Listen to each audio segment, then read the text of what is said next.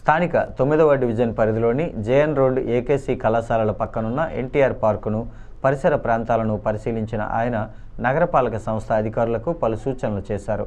త్వరలోనే టంగుటూరి ప్రకాశం పంతులు విగ్రహం స్థాపిస్తామని వెల్లడించారు. గత వైసీపీ పాలకులు తుగ్లక్ నిర్ణయాలతో పిచ్చి పనులు చేశారని, దానివల్ల ప్రజలకు ఇబ్బందులు వస్తున్నాయని అన్నారు.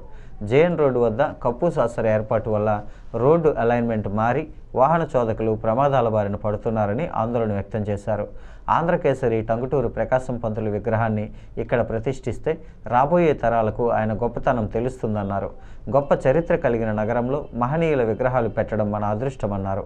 కూటమి ప్రభుత్వం ప్రజల అవసరాలకు అనుగుణంగా పనిచేస్తుందని, నగరంలో జరుగుతున్న పనులన్నీ తమ ఆలోచనలు కాదని, ప్రజల ఆలోచనలు అవసరాలకు తగ్గట్టుగానే చేస్తున్నామని ఎమ్మెల్యే అన్నారు.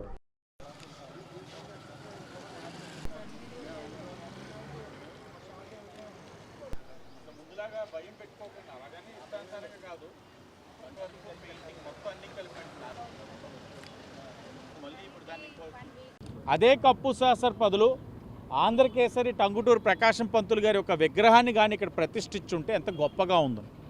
ఇంత గొప్ప చరిత్ర కలిగిన నగరంలో అలాంటి మహనీయుడు ఒక విగ్రహం పెట్టుకోవడం అనేది మన అదృష్టం. అలాంటి కార్యక్రమాలు చేయకుండా కప్పు సాసర్ పెట్టారు. మా నాయకులు పదే పదే చెప్తా ఉన్నారు, ఈ కప్పు సాసర్ ఏదైతే అలైన్మెంట్ ఉందో ఈ రోడ్ అలైన్మెంట్కి విరుద్ధంగా ఉంది. అది మనం కానీ సబ్కాన్షియస్గా ఏదో ఆలోచించుకుంటూ వచ్చామన్నమాట. మాత్రం ఈ అలైన్మెంట్ రోడ్డు మీదకి వచ్చేసింది, గుద్దుకొని పడిపోయే పరిస్థితులు ఉన్నాయి. చాలామందికి జరిగినాయి కూడా యాక్సిడెంట్స్.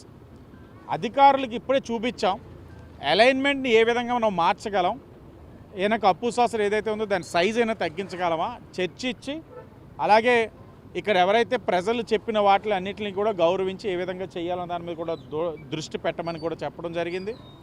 అలాగే ఆ మహనీయుడు యొక్క విగ్రహాన్ని కూడా అతి దగ్గరలో కూటమి ప్రభుత్వం ప్రతిష్ఠించబోతా ఉందని కూడా తెలియజేస్తూ, ఏకేసీ కాలేజ్ దగ్గర కూడా కొన్ని బ్యూటిఫికేషన్ వర్క్స్ చేసుకోవాల్సినవి ఉన్నాయి. తొగ్లక్గా చేస్తున్నారు పనులు, కొన్ని పిచ్చ పనులు, పిచ్చ నిర్ణయాలు.